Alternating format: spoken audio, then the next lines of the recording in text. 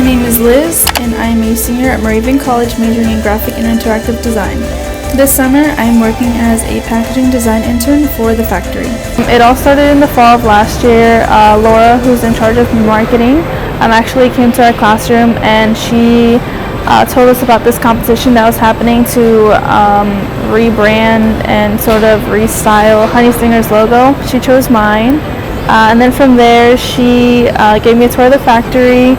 And then we just talked like summer internship opportunities, and that's how I am here today. So far, I've learned a lot about packaging here at the factory. Usually, like when we go to the store, we look for certain products, but now when I go, I sort of analyze the products, see how their logos are placed, the color palettes that they use. And Moravian did definitely play a big part of that. So a lot of the classes that I've taken there for my intended major have played a big part here. Staff here at the factory is something that I do love the most.